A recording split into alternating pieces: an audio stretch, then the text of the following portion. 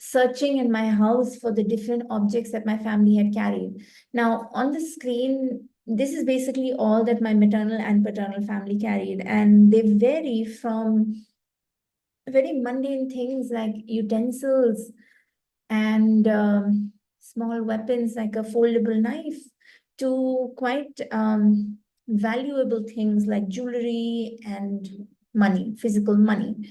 And I think what the person carried, of course, at partition, but really during any kind of forced migration, really tells you about the predicament of their life and the conditions that they found themselves in after. So, of course, some of these things are quite obvious. They carried jewelry, they carried money in the hopes that perhaps they would sell it on the other side to feed themselves or to fund the education of their children. Mind you, many people who migrated at partition often did not know the language spoken on the other side of the border, may or may not have had relatives living on the other side, and like my grandparents, would find themselves in refugee camps. So all four of my grandparents came from what became Pakistan. And while my mother's family were able to stay with relatives, my father's family ended up living in a refugee camp for nearly 10 years. So these were the objects that they carried, and I felt like if there had been so much silence around the aspect of migration and partition itself, then perhaps the object would become a tool for me to unearth why that silence was there and penetrate it.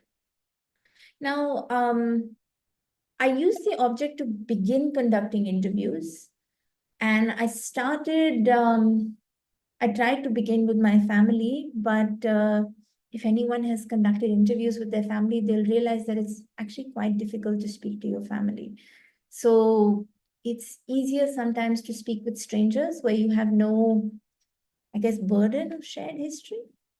So I would begin at the time speaking to people in Delhi. I would ask people, do you know anyone who's lived through partition? And moreover, do you know anyone who has objects? Because I was really interested in objects. If the stories of partition were so difficult to speak about as they had been in my family, then perhaps using the object as a catalyst to extract those stories or exhume those stories would be more helpful. So I took the aid of the objects that people carried. And the reason for that was that I think we have some preconceived notions about partition. Like we think that partition happened only in the month of August and only on the dates of 14th and 15th. And of course, as was mentioned earlier on, in the north, really, it's partition, but in the south, it's mostly independence. So how do you understand what the year 1947, the years preceding it, the years succeeding it meant to people? How do you understand their migration? How do you understand their unique sacrifices, their sorrows, their silence? How do you understand their silence without being intrusive? And of course, how do you understand the life that was fractured?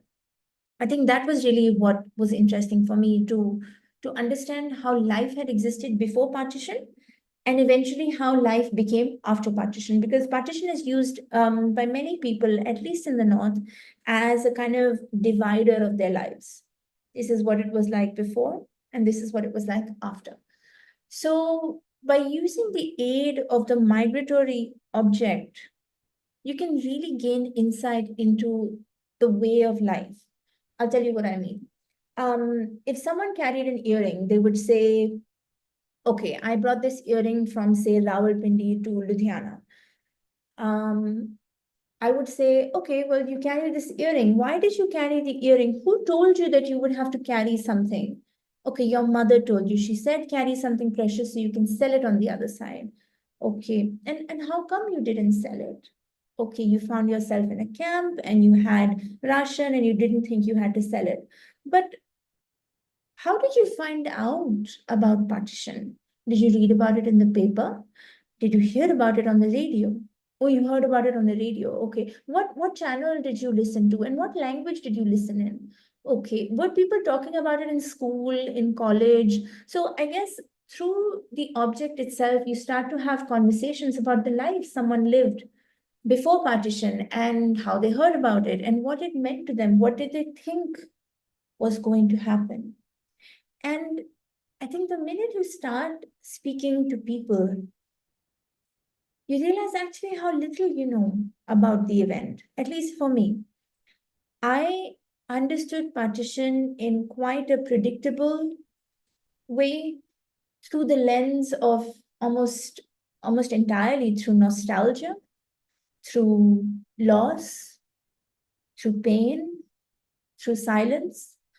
But when you start speaking to people, and this is really why oral history is such an essential tool in understanding culture, its diversity is its strength. Multiple accounts of the same event or the same time period or the same place will allow you to have a more cohesive understanding of the event. So there I was speaking to Muslims and Hindus and Sikhs, and within those communities, subgroups and different classes and different castes and different, of course, methods of migration. And while there were similarities in people's stories, you realize that no two stories are identical and certainly not interchangeable. Every voice is distinct, it is unique, it means something. Now, there are challenges, of course, to do these interviews as well. One of the big challenges for me was that I was speaking to elderly people. And at the beginning, you can see on your screen the difference in, in our ages. I was in my 20s, early 20s. Most people were in their 80s, 90s, or even older. So obviously there was a generational gap, but there was also sometimes a difference in gender if you're speaking to only men. There was a gap when it came to nationality. Sometimes there was a gap when it came to religion, different communities, and you had to overcome all of these within your conversation. Many times, because a lot of these people had not spoken about partition, and moreover, many of them had lived in communities where everyone had been impacted by partition. They would not really think what happened to them was that significant. So I would have a lot of interviewees saying to me, oh, well, what can we tell you? We are not Nehru, we are not Gandhi, we are not Jinnah. There's nothing so special about our story. And then as they would start to talk, they would come up with these incredible stories of resilience and sacrifice and loss and hope and survival. And you would think that, this story deserves to be told. And moreover, these are stories I don't think we grow up listening to. I think that even the subject of partition is taught as an addendum to the independence movement in a way that it becomes sort of concise and packaged quite neatly, whereas it's an abundant subject. It is a subject that impacted so much population, so many different kinds of humans. So obviously the responses, the emotional, physical responses to that movement, to that event, to that process of partitioning a subcontinent will be different and must be recorded. The other thing I want to mention here is that at the beginning of my conversations, I started speaking to people in English because that's, I was living in Canada at the time. It was the language that came most naturally to me, unfortunately, having been there for a long time. And then the more you conduct these interviews, the more you realize that to speak of the past is also to speak in the mother tongue, which for many of these people was also confined to the past. So speaking in English wouldn't really get me, I suppose, as deep or insightful answers anything else would. So you start to speak more in Hindi, in Urdu, in Punjabi. And I think one of the biggest lessons I have learned, which I hope some of you may really keep in your mind when you are working on things, is the aspect of listening. The trait is really not taught now, and we don't learn how to listen. But as an oral historian, listening is essential. Yes, I have a questionnaire. Yes, I have questions I want to ask people. But if I'm really listening to something that someone is saying, then ideally my question should be born from their answer. You want people to know that you are an active listener, because for many of these people, their stories have never been told. And because many of these people were so old, there was not a lot of interest. I mean, it's there is palpable loneliness in that generation.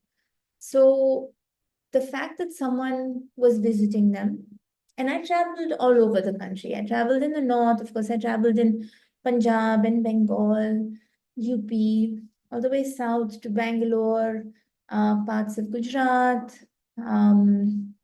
Himachal, Uttarakhand, Bihar, Pakistan, did interviews in Bangladesh. The fact that someone has traveled from so far to listen to them, it means something.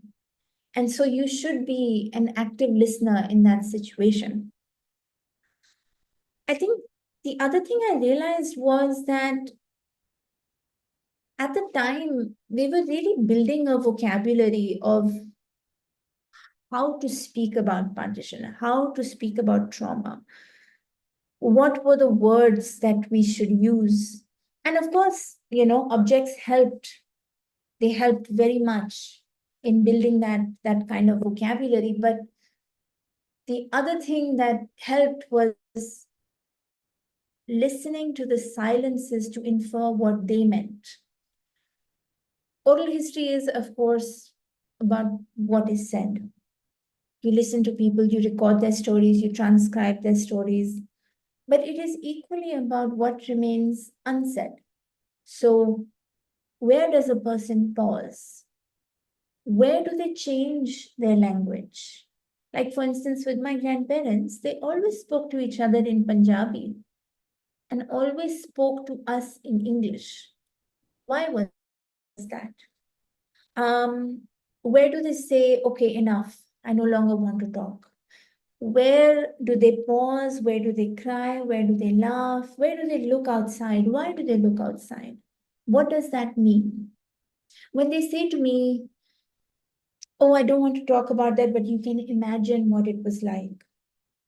What is the image that they are conjuring? How do we already have shared imagery? I thought that was really interesting. And I really felt like we were building a vocabulary of kind of like a cross-border language, but also a language of empathy. The other thing I did before I went to speak to people is, of course, I would ask them what kind of object do you have. I would do a little research on that object itself. I found it best to speak to people either in their homes or if they were more comfortable at their workplace, really any place that made them feel most comfortable because it was about them. And I felt like along with, of course, constructing that vocabulary, what we were also doing was giving a kind of uh, more of an overall image to something that had been reduced to a kind of othering, us versus them. It's far more complex than that. The emotions are far more varied. Sometimes they contradict each other. These are humans, humans are very complicated beings and they feel complicated things. So it was possible for someone to feel nationalistic towards the land that they chose, but also feel longing towards the homeland that they left behind, I realized that the words nation state and homeland also mean two different things to people. Um, some interesting things happen when families join in. So when the object comes out, and I want to show a few images of what kinds of objects people carried. But it would be very interesting to see when the family came out, whether they had seen this object being used or what they knew about the object. Sometimes people are lucky enough that they have been told their history, that they have been shown things from certain places that, you know, on a map, someone shows someone, oh, this is where I was from. Like, I remember a story where these two granddaughters told me that when Google Maps first came out, their grandfather very excitedly, showed them exactly where he was from in Pakistan. So even though they had never been there, they could kind of sort of visualize what it was like. And these are really things that unmake the other. This is what the object does as well. For multiple, when there are multiple generations, the youngest of which has not ever seen that kind of trauma or migration, and of course has grown up with the present day media and kind of casual othering that happens against those across the border, the object is a great way to unmake that, to say, look at this mortar and pestle. This is from the same soil that I am from. And I think it is a great kind of equalizing tool. And of course, a conversation starter. So, as you can imagine, a lot of people carried utensils. This is a mortar and pestle brought from Karachi to Bombay by ship. A lot of people carried their idols, their sacred texts. This is a Sikh prayer book, Guru Granth Sahib, which is still read every day, even today. They carried fabrics, and some fabrics are really sort of cultural totems as well, because they can be pinpointed to an exact location on a map as kind of cultural artifacts. So this shawl is called a loi, and it comes from Multan. Another textile, this is called fulkari. It's found across the Punjab. I have not seen many in West Punjab, in Pakistan, but it's still very popular in Indian Punjab. And the story behind this was that the woman who's wearing it, her great grandmother carried this to India and from Rawalpindi.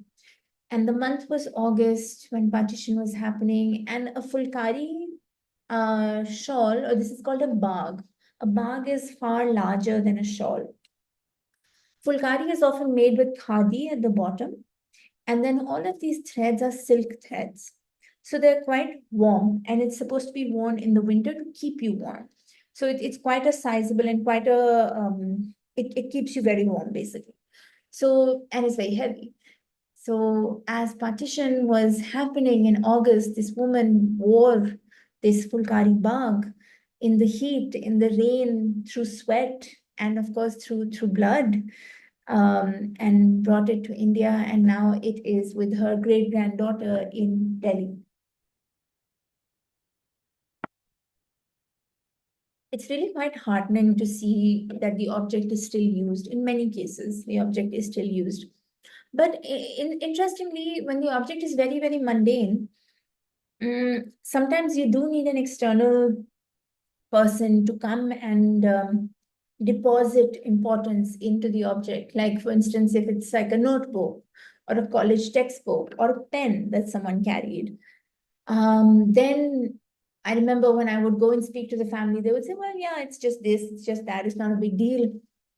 And then we would speak about the object for 1 hour, 2 hours. We would talk about what it meant to them. We would talk about them going to college, writing in that notebook, classes, friends.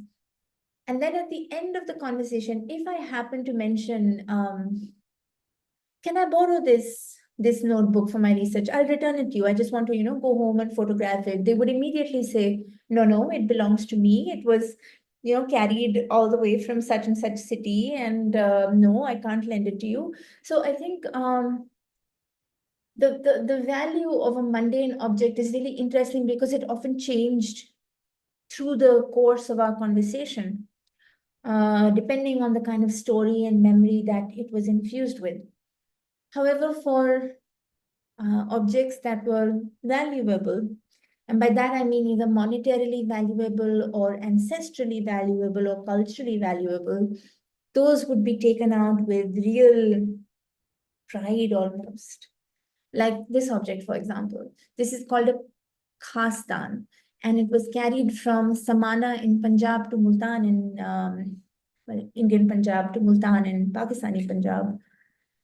And it is used to serve pan to a guest when they come. So it's kind of like a cloche. You pick it up and the pan is placed inside and you serve it to the guest. The guest picks it up, they take the pan, and it's like it's a whole it's very ceremonious. It's obviously incredibly beautiful and in just stunning condition as well. It was made of bronze. And I was very lucky to see it. Jewelry. Jewelry was, if people could carry jewelry, because there was a lot of theft along the way. So if they could carry jewelry, they did, and often that jewelry was sold or melted down. Thankfully, this piece was not. So here it is. If people could carry photographs, then they did. I remember once I mentioned, I was speaking to my grandmother's sister about Lahore, where they were from, and her daughter was there, and her daughter asked her that, I've never seen any childhood photographs of yours.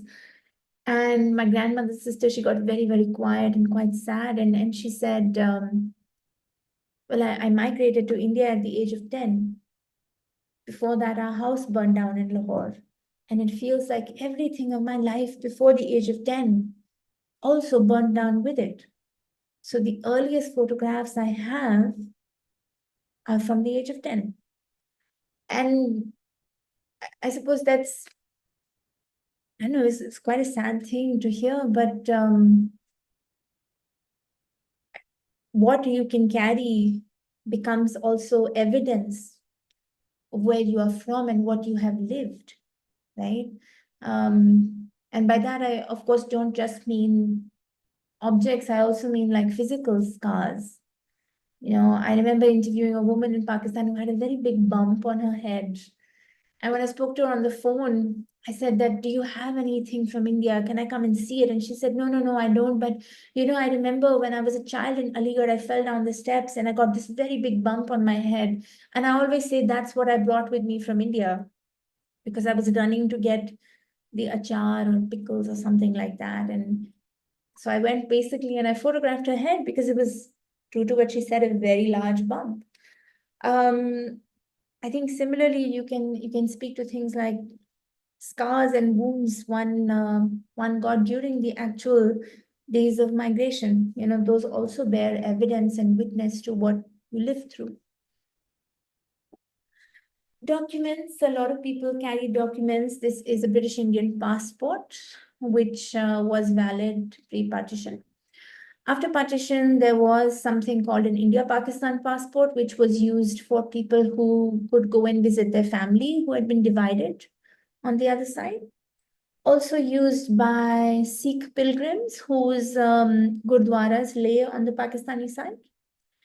And there was also an India-Bangladesh passport, which was a light blue passport, which came into existence post 1971.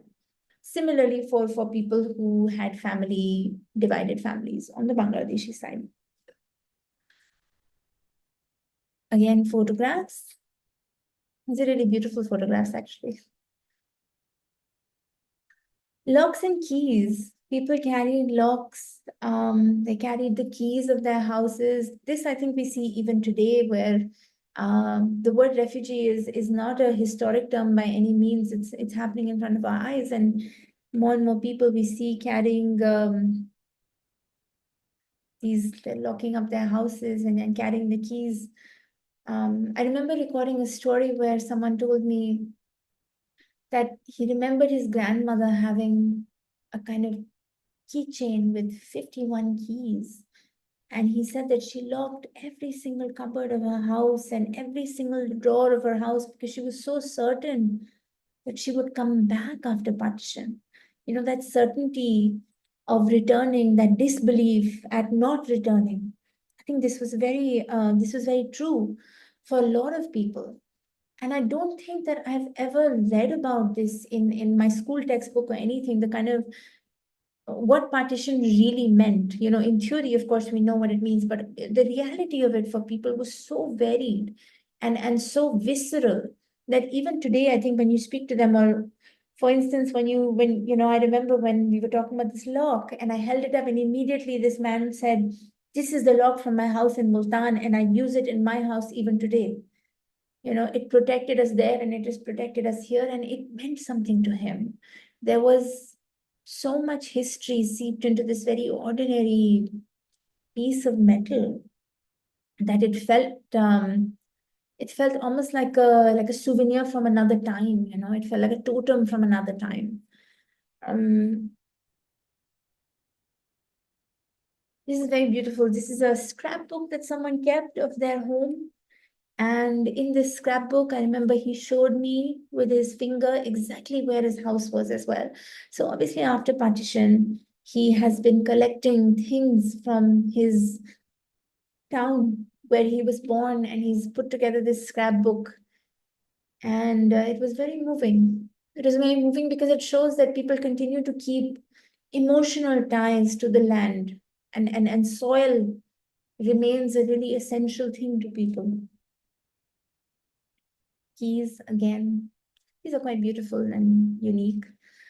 Um, the one thing that these are some of the people that I've interviewed, and you know, the one really important thing I've learned by through being an oral historian all these years is that the the oral history testimony gives dignity to people. It is a dignified way of telling your story in the words that you choose, in the language that you choose, in the manner that you remember your life. So it means something to people when you ask them about their life, yes, but I think also there is an ethical responsibility that the oral historian themselves has to both the story as well as the person. So, for example, when I'm writing a story, then I am very careful to not add anything to their testimony. So, of course, when you're weaving in their words, you can add things like secondary research, for example. But I'm very careful not to speak for them, particularly like particularly women, because for a long time they have been spoken for. So I'm very careful to use exactly the same words that they use, and if it's in translation, then share the story with the person. Actually, that I do always.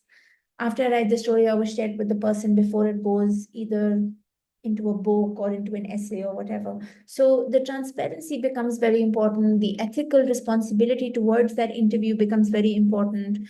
Um, and then I think to observe becomes during the interaction itself, it becomes very important. At the beginning of this conversation, I said that I was training to be a printer, which is an artist. And one of the things they teach you in any degree of fine art is to observe. So while I came with a huge learning curve from fine art to this kind of ethnography, the trait that I knew the most was observation.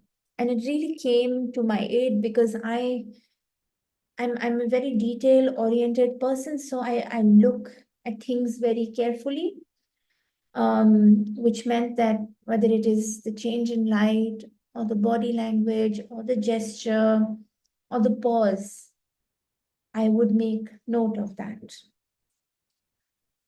Another really beautiful thing when you are doing oral history interviews is when multiple members of the family join you. I said earlier that sometimes they aid in telling the story. And you see, because our memory is not a recording device. Things that we see in our life are not automatically stored in our brain and registered and then come out regurgitated later. Sometimes they take time to emerge. Sometimes memory is not chronological. It comes out when it needs to. It comes out prompted by something in the present day. And sometimes it comes out when family members gently pull on things that they have heard. So if someone is telling me a story, this is the gentleman with the lock actually. If he's telling me a story and he's missing out certain parts, then his granddaughter will go, oh, remember you actually told me about that. Why don't you tell her that as well? Or can you tell that story again? And I feel like that kind of intergenerational conversation is so essential to have with events like partition. The other thing is it helps the person realize how essential their story is.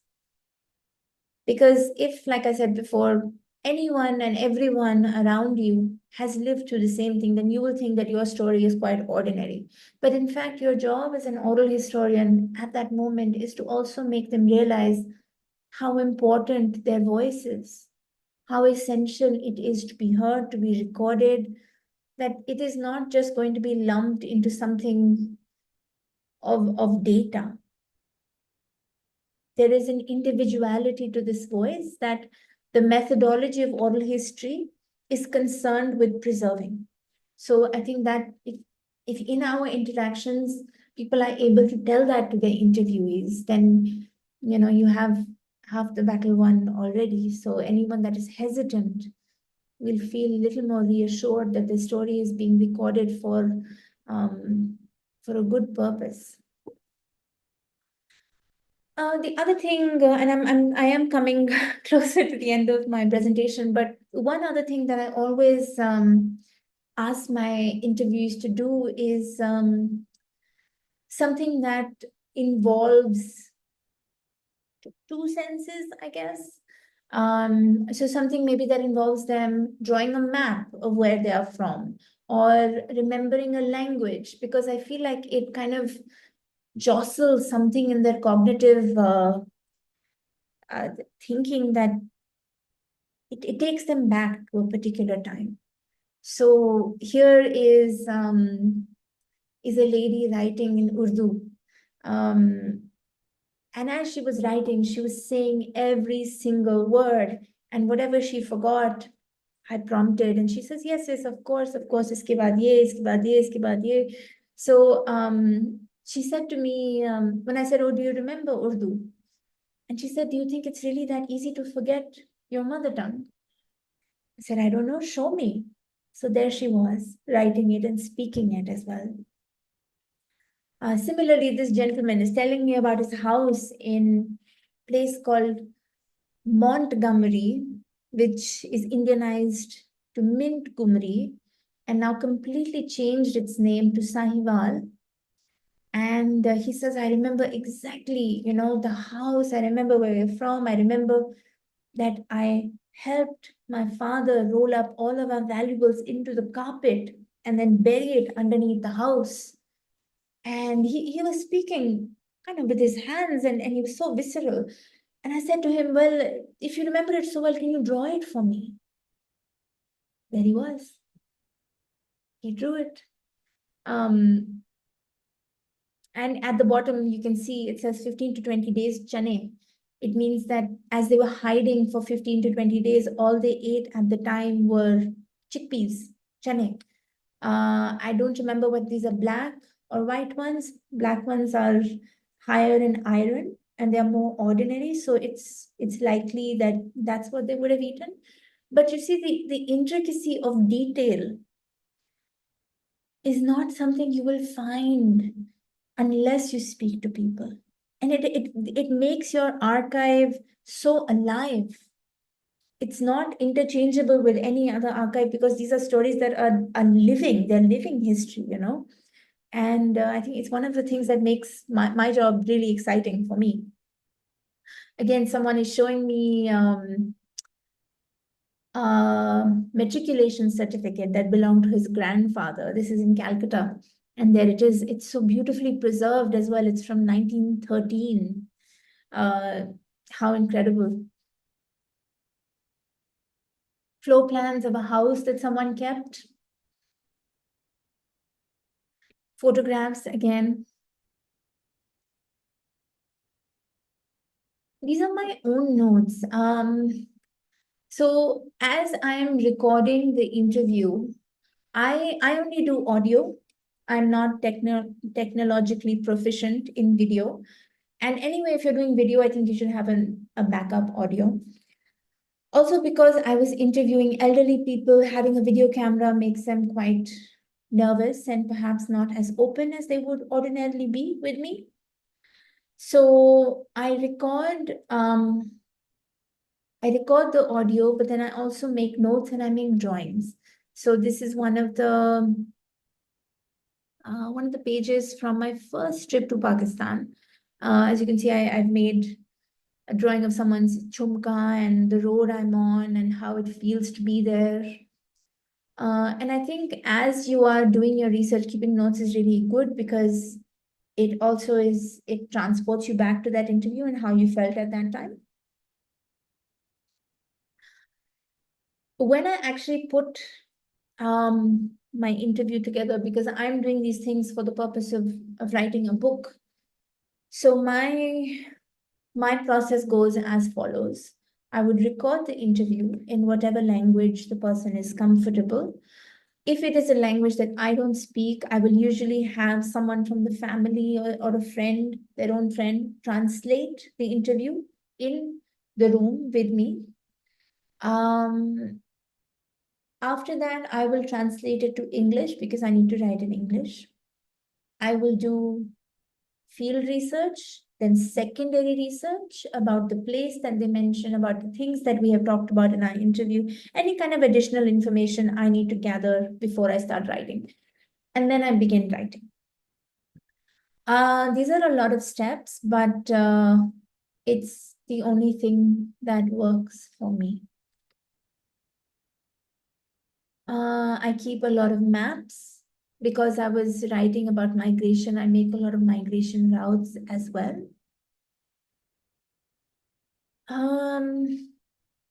This was in the year 2014 or 15, I think, when I was kind of starting to put everything together.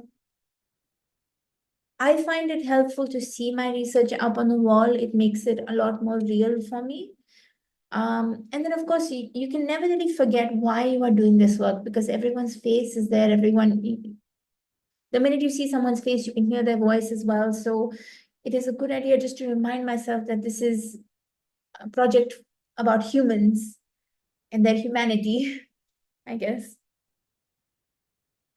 Eventually, I ended up exhibiting this as my master's thesis, which is what I'm setting up here. The year was 2015. This is back in Canada.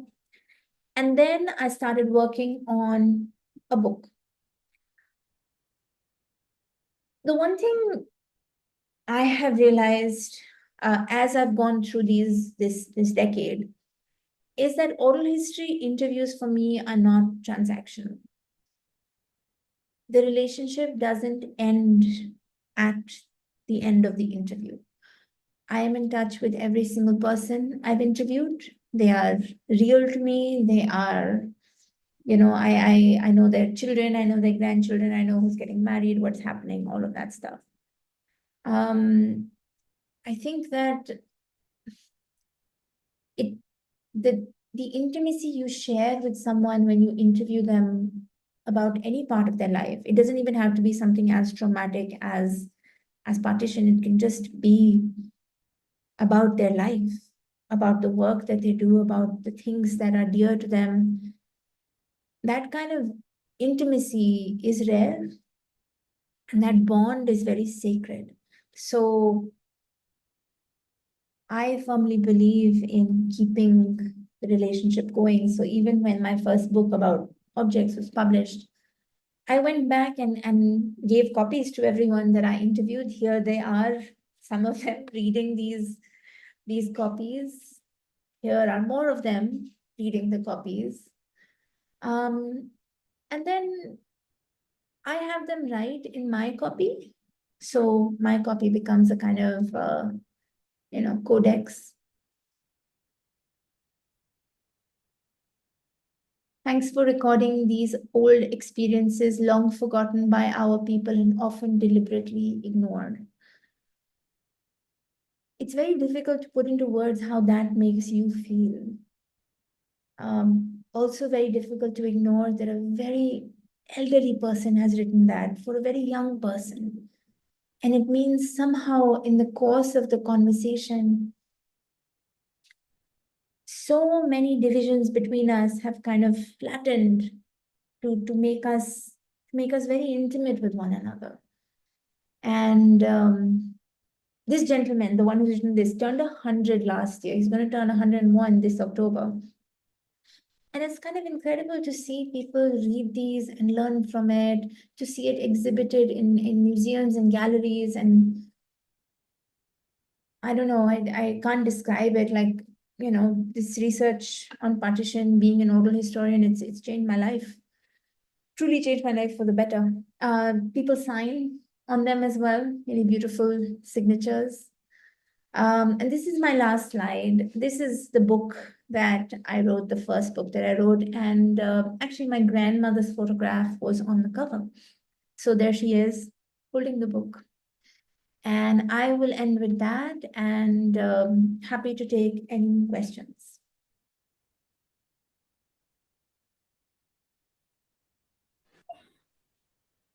Hi, I'm not able to turn my video on from here.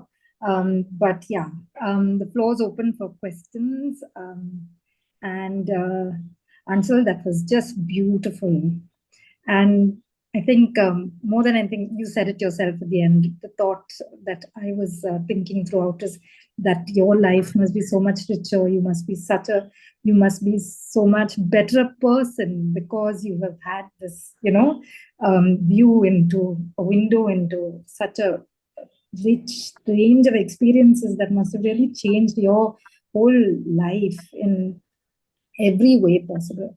So we have a few questions coming in on chat on the Zoom as well as on YouTube. Of course, there's people who are also saying every family should be able to compile something like this. And how about a handbook on how to prepare oral histories? I think Surjit is better equipped to Surjit is already like done. And the Oral Histories Association of India also has some guidelines that are already out there. Maybe today, tomorrow, we'll be sharing some of those links also, because there's work that's gone before, which we don't need to really. Yeah, but the nuances and the way you've captured, and also to add to, of course, your performative. The fact that your delivery is also so performative, that your intonation and your feeling and your every memory of each interview is brought to us so well. I think that made the storytelling is so beautiful. Your storytelling is so beautiful. So so yeah, so we can start. Sujit, maybe you can read out some of the questions for Anchal, and then and then we can take them one by one. Like as Aditi put it, absolutely brilliant storytelling. I mean, suddenly you're back in the room having that conversation and in your head, kind of going through it. So it is great. But to come back to the questions, there were a number of them. Let me just. Somebody did ask, how do you navigate grief in your interviews? Do you pause the conversation, stop it entirely? How would you confront and comfort a sorrow you don't personally share? Meha P has asked this question. This is such a great question, and I will ask a question in response to that question. Do you think grief always manifests in a similar way? Because through the course of my interviews, I have witnessed grief masked as anger, grief masked as indifference, grief very viscerally grieving with tears, grief masked as humor. So how do you identify that it is grief? And of course, what do you do after you identify it? So each interview will tell you the threshold of your questioning, and every person will be different. In some cases, I remember pausing because the person didn't want to continue. I remember them distinctly saying, "Bas, ab aur nahi." That's it, no more. And in that sense, you have to respect that. Sometimes this has happened at the beginning of our conversation as well. So I remember when, let's say it was like 2018, I was invited to somebody's house in Jammu. I spent quite a number of days in the city. And one of the interviews I did was a family had told me, you know, all of these things have happened to our father. And can you please come and speak to him? And they had told me exactly the things that had happened. They were quite violent, like he had seen his brother hacked by an axe, and they had left one of the brothers back in what became Pakistan. It was very, very horrific. And when it actually came to him speaking, he refused to talk. He just refused to talk to me. Not in an aggressive way. He was just quiet. And I think even though he had agreed to speak, he chose not to speak. I feel like that is also a manifestation of grief. And we should understand that sometimes when someone says, "I don't remember," it can also mean I don't want to remember. So I don't think that there is a general answer to your question. I think it really depends person to person, interview to interview, and you learn what to do in that situation because you've spent some time with the person to be able to gauge your threshold. So if I can there's another question that leads on from what you just said, and the question's from Jihan Nizar, saying that it would seem that the strength of the oral historian is in the framing of the questions, but with someone such as yourself who have used these partition interviews to subsequently write books, was there an element of storytelling in your own voice that you introduced into the narrative? Or is everything we see today just transcribed verbatim with no active participant observer inside? I would, in my books, I do put in observations. And when I do put it in, it's very clear that these are my observations and not the person themselves. So that's a distinction that you will find in the text with my first book, with Survivors. I really didn't, though in that book, you will also find sort of maybe pages of them going on, if that's the case. I think I interrupted very little because for many people, this is kind of the first time that they had got space to speak about these things.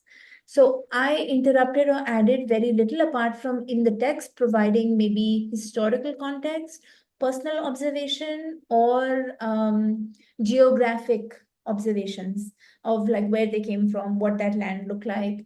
Now, in my second book with Descendants, that became harder to do because these were people closer in age to me. And while these were interviews, they also kind of became conversations. And those two words are very different, right? I became an active participant in those conversations. And so in the second book, I have participated in by adding my thoughts far more than I have in the first book, because I thought that that was required. But again, it really depends project to project, person to person. What you're trying to do is, of course, keep the interviewees' words as premium there. That is what matters. Those are the words that matter, really. Actually, there's a connected question that has come up, and that is, has your training in art influenced your present research? I mean, I'm curious as well, reading this question. Do you see your influence as an artist coming out in the way you approach the topic? So I've been thinking a lot about this, and I think it may have been different had I been a painter or photographer, but because I was an engraver, it's actually I find it quite similar to the methodology of oral history. So indulge me for a moment. Basically, what engraving is that you have a surface and you use a sharp tool and you carve. Now, that tool can be that surface can be metal, that surface can be wood, it can be limestone. In my case, I work mostly on metal and limestone. And keep in mind, when you make a carving on a surface, the mark can't be unmade. So it's there.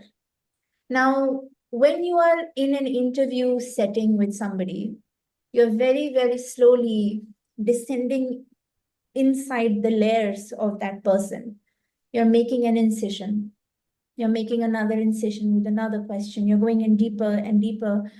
And you realize that once a question is asked, it cannot be unasked. So you must really consider what you are asking, the words you're using, the tone you are using, the body language you are using.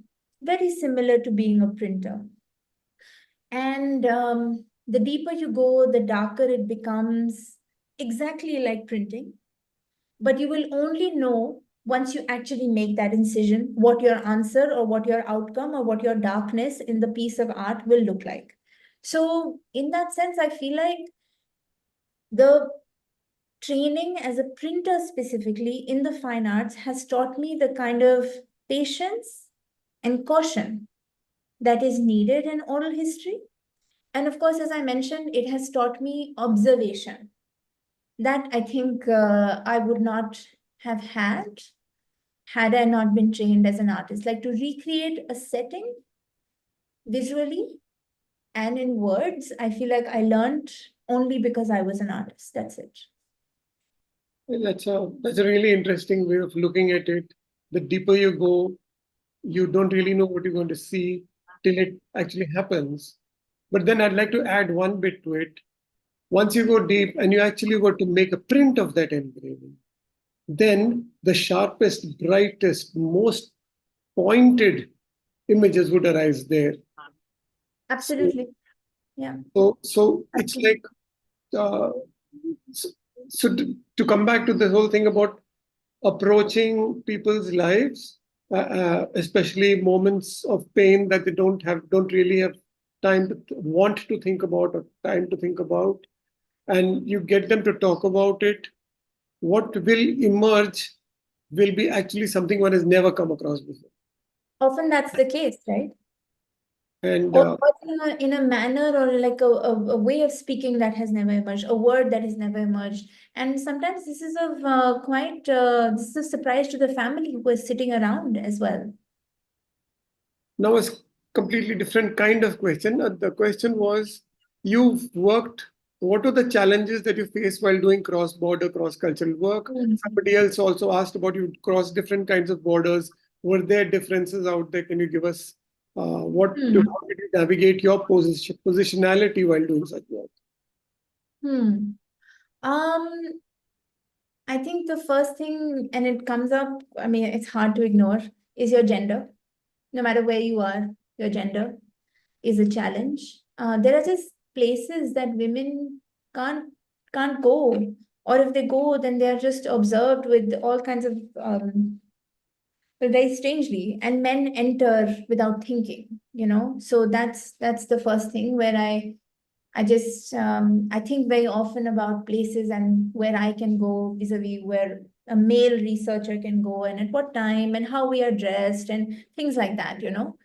That's the biggest challenge. Then things like I remember last year, it's a very stupid thing, but actually it's quite an important thing. Last year I was doing some field research in Calcutta and a friend of mine was with me, a guy, and he said, "Oh, it's so hot." It was like 47 degrees or something. He's like, can I get you ganne ka juice, pani, this, like, all kinds of things. And I said, honestly, I don't want to drink anything because there's no female restroom anywhere. And I am out on field research. I'm interviewing people, and I don't want to be thinking about things like going to the washroom. And he's like, oh, I didn't even think about that. And I said, of course, because you don't have to.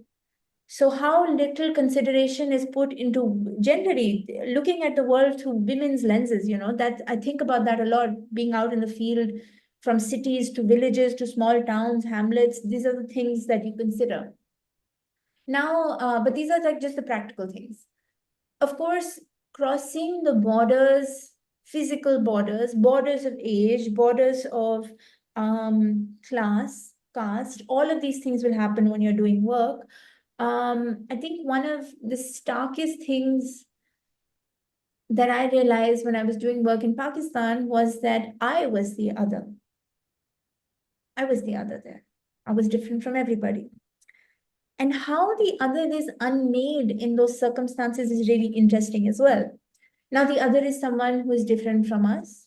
And for a lot of my interviewees, the other was the Hindu at Partition or the Sikh at Partition. And I remember this interview where I was sitting with a couple, both had come from UP, one from Hardoi, one from Agra, and they were recounting what happened to them at Partition. And, they were less than, they were remembering Hindus in quite a negative light, in a manner that I didn't know whether they knew if I was Hindu. So there I was sitting in their house and I'm listening and they're talking about, oh, Hindus are this, Hindus are that. And I guess I just thought I should tell them. So I said, "Aap jante hain ki main Hindu hu na? You know that I'm Hindu." They said, no, you're like our daughter. Tum to beti ho. Now, all of a sudden, see, how does otherness collapse so suddenly? That group out there, that nameless, faceless group, they are the other. But you who are known to us, you who are intimate to us, you are like our daughter. So I found these things quite interesting. And another thing I want to mention is the researcher is not devoid of bias. No matter how much the researcher tries every day to be devoid of bias, there will always be things that you have to check yourself. So it is best, in my opinion, to be quite transparent about these things. In my second book, I did an interview with an interviewee who was Hindu, born and raised in Pakistan. And throughout our interview, they were identifying themselves as Pakistani Hindu. And I was saying Hindu Pakistani in my responses. Now, those two are different identities. A Pakistani Hindu and a Hindu Pakistani are two different things. And it took me a little while to realize what I was doing. And it really struck me as odd that if for them the identity of Pakistani was first and foremost and then Hindu came second, why was I putting it the other way around? So I remember writing this in the book as well and correcting myself because, I think about the fact that there should be transparency even in our methodology, and every day is a challenge to unlearn and relearn. If it is a challenge to be out in the field, then you are making challenging decisions on this end as well. When I'm hearing this, I'm thinking of this is the same person whose books have been inscribed by all those people she went to give the thing to. And I'm thinking clearly, this person has managed to cross a line somewhere. And I think that's one of the that's when you know that your time as an oral historian, as a person collecting people's stories in order to be able to tell them, put them out, has worked. When people want to kind of some of those bits of writing, I couldn't read all of it, but the length of the writing, I thought, wow, that's something. But I think, it matters to people that it matters to you. And it also matters to them that you're not going to just generalize their story. Like the number of times, and I'm sure you've heard this as well, tell this to people, write this in our story. You must write this in your book. This is how it happened. Especially with older people, I think every time I have given a book to an older person with their story in it, they've read it immediately and said, yes, this is how it happened. And then you say to them, well, you remember I was here, I recorded it, you said it, that's why it's like that. He says, no, this is exactly how it happened. So it matters to them that a record of their life matters to someone else. You know? In fact, there's a comment that has come up in the chat window called othering is always amorphous. The moment you get to know an individual, that illusion fails. The person holding the prejudice either realizes they're prejudiced or more often considers the individual as an exception. I think, in a sense, that's what you're saying. Yeah, but you can I gave both examples, right? In one case, you become the exception. In another case, you realize that you may have been prejudiced without realizing. And then you are transparent about that. Which brings me to a question somebody else has asked. So how do you navigate through your own biases while interviewing? Just like that. I feel like there's no, I hate to generalize answers, right? So anytime there is something that comes up like that, you address it as that itself, and not as a general, like this is how it happens for everybody. Because it's such a small thing. A Hindu Pakistani and a Pakistani Hindu off the bat sounds like the same thing. It's a person who has been born and raised in Pakistan who is Hindu. But actually, they are different identifiers. And that person is identifying themselves to be Pakistani. So by their nationality, first and foremost, and their religion, second. So who am I to do the opposite? Is it because we share a religion? But then I don't say Christian Indian, Muslim Indian, Jain Indian, Parsi Indian, so why am I saying Hindu Pakistani? So it's important though to check yourself and also know that you are not above bias, I guess. Okay, and connected to this is another set of questions that have come up, which are actually more logistical, but I think like one says, it might be a very silly question, but given the visa issues in visiting Pakistan for Indians, how do you manage to visit Pakistan? Somebody It's not a else. silly question. Okay, go ahead. Yeah, I'll answer them together. One more thing. How did you select the select the individuals to interview, especially when you went to all these different places across borders? Do you feel that survivors from different, a survivor from Lahore or area closer to the border has a different perspective from somebody further away from the border, or people in what would be earlier East Pakistan, West Pakistan, were they different? I mean, Absolutely. so. Okay, let's answer the visa question first. It's not a silly question at all. It's a very pertinent, practical, important question for any researcher. Usually the visa is very difficult to get. It makes it easier if you have an invitation letter from somebody. So the first time I went to Pakistan, I knew a total of 0 people there. None.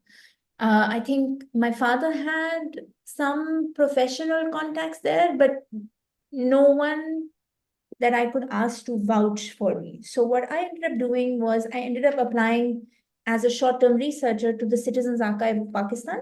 They have a sister organization now called the Citizens Archive of India, but that only came up, like it wasn't there when I went. They accepted my proposal.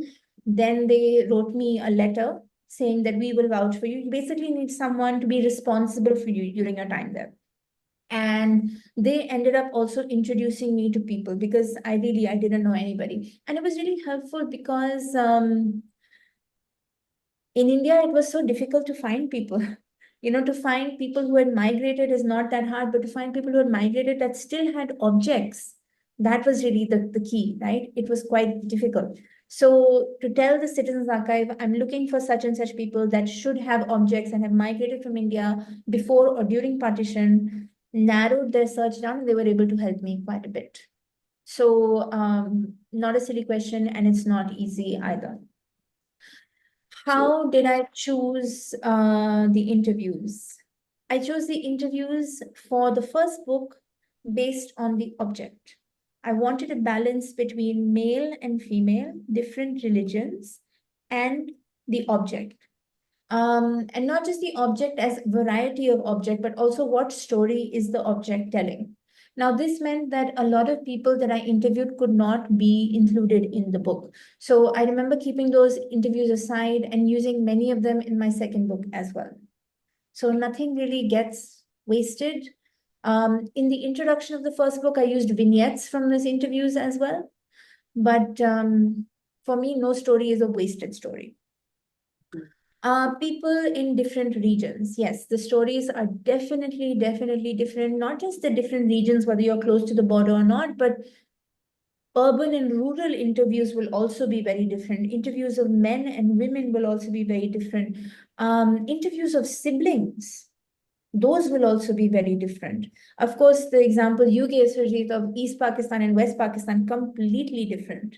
Completely different. So I think it's a good idea to not homogenize an entire identity or nationality into one version of an interview. There is a real danger in doing that. And for any of you who will work on partition, I don't know if you will realize that throughout India, Pakistan, Bangladesh, and the UK, there is no one understanding of what partition means, whether the 1947 partition or the 1971 partition / independence / third war of India, Pakistan, however you see it. So there is also no one version of what historical truth is, which means that you really need to be quite specific and diverse in your telling, which is actually why oral history is perhaps one of the greatest gifts to recount lived history. So I'm just jumping in here quickly. You've actually answered quite a few of the questions with just these three that you've taken at the end. So they kind of all tapered together with that answer.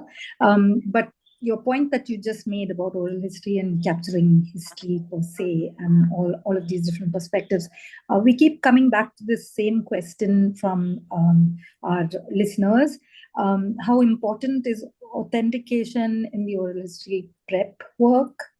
What do you mean by authentication? How do you check location, date, details?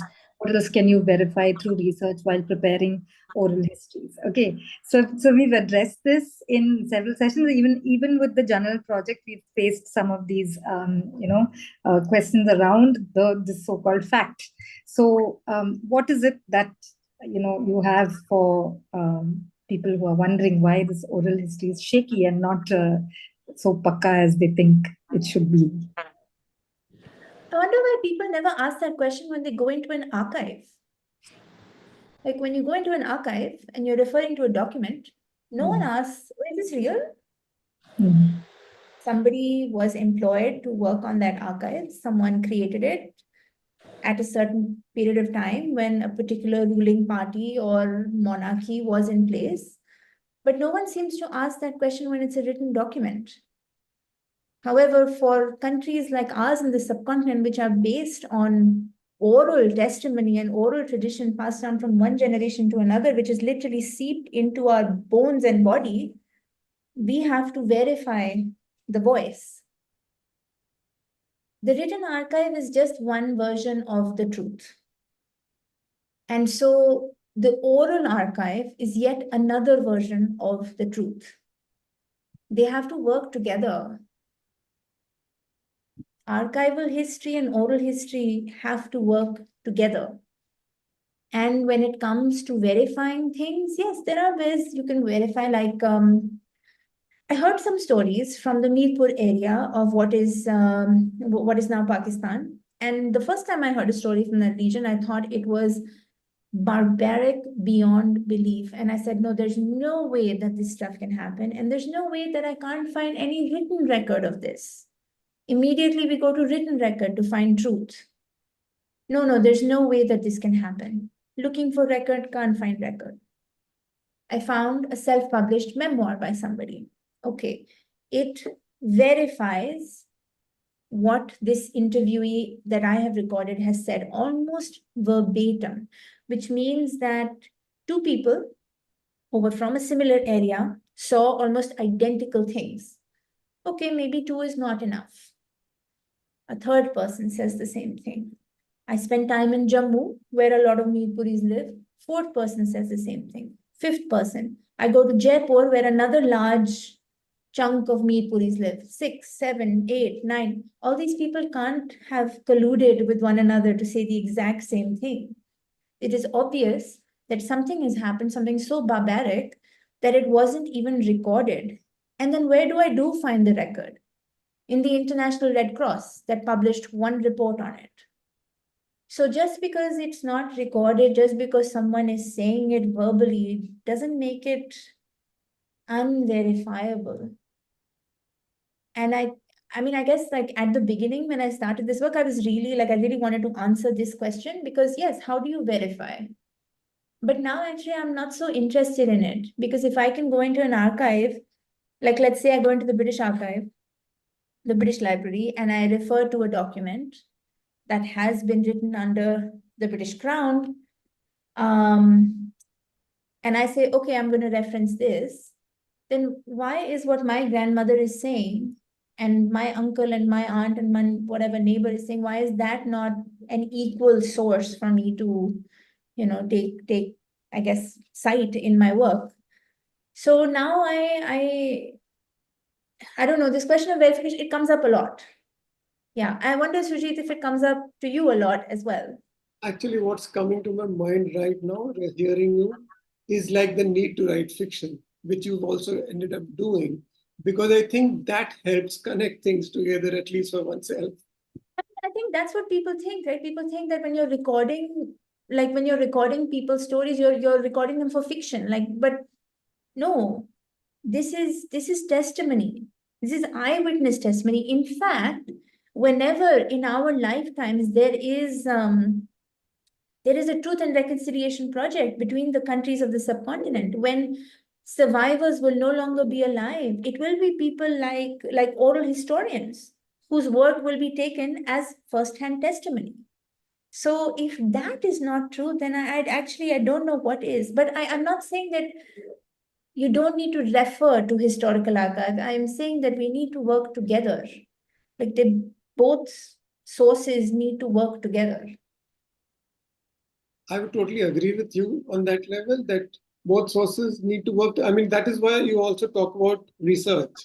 Research before going out to meet the Yes. subject and research after. Because you won't just get your understandings in some kind of order before having the conversation and after. And here I use the word conversation because to me, actually, I'd rather have a conversation than just ask 3.5 questions that's in my questionnaire, because those don't mean much except this is a land in which we've been surveyed for the last 70 years, maybe even earlier, and everyone knows how to answer a question, right? So you don't want a question and an answer system. You want a system by which I can kind of try and tell you I am interested in your life, like you put it. I am serious about what I am doing, and I hope that you will be serious and reply to my question. Yeah, I think this is why like the listening is so important, right? Because you're drawing questions in from what someone has said. Yeah, but kind of just to kind of summarize it, at some point, sometimes what we go through, especially the kind of work you've been doing for the last decade, hearing conversations like this, it can be so traumatic at one level that I think sometimes there is no recourse but to think, okay, I just want to write some things to clear the ghosts in my head, which may have quote unquote nothing to do with reality, but actually is based totally on reality. Taking it somewhere else now. But yeah, but a lot of the questions do revolve around what is that questionnaire? Is it prepared? And then do you take that same questionnaire to all the different geographical areas, different groups, subgroups, and all of that? So this notion of a questionnaire is something quite important in terms of methodology that I think comes with courses in history and surveys and understanding how to gather information. And it's one of those preconceived notions. Again, I think that if we can, unpack for everyone today, I think one big step would have, in terms of oral history methodology, would be. So, I didn't have a question. Yeah, do you have a survey? No, I did Oh. not have a questionnaire. I did not believe in reducing everybody to the same question. So I knew the things I wanted to ask, like broad questions like where did you come from? What was your first memory? What do you remember of your childhood? What did you carry? These were the things I wanted to ask. I never wrote a questionnaire down. I don't like it. Now the project I'm doing now, I did write a questionnaire. I felt like it required one because the subject is vague. It is not a pointed event like partition. The subject is much vaster. It's really, really loose and vague. So it needed some streamlining on my part.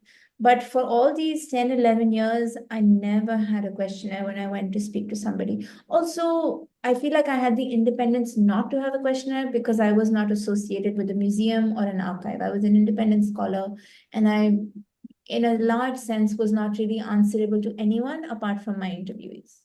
So I could afford to do that. I don't really think people who are associated with institutions can afford that because there are many levels of submission that they have to make for, their funding or anything.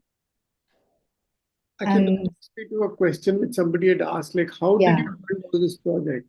Pardon me, how did I what? Was this project of yours of collecting partition memories? Was it a funded project? What was it? Yeah, by me. Like that No, answer. it was my master's thesis. It was funded by me, myself, my savings.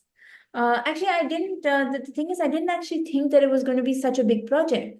When I started it, I genuinely just thought I would interview a few people for my master's thesis in Delhi while I was on that sabbatical year. And, like I said, it changed my life. It kind of just took over. So it became larger and larger. And initially, there was no plan to go to Pakistan or do anything. But when you really get into the work, you see that the work deserves that kind of dedication and sprawling research as well. So, yeah. All right. Aditi, yeah. Thank you so much, Anchal. That was an extensive and proper deep dive into the whole process. I know you do this several times a year, and you've probably gone over the project many times for many people. But have you? No. Okay, so But it's different each time. Yeah. And I mean, I'm in a different space in my life each time, so it's never really identical ever. But you have a beautiful body of work, and Avani is going to share some of the links and your website on the chat as well. Thank you. Actually, the one thing I will share myself is let me just do it now. Is I made a read guide for my first book, which because there were so many visuals involved in the research, I thought that people should really see. So I'm just going to share that here. If anyone buys the book, you should just view this link as you're reading it because all the photographs of people and all the objects are there.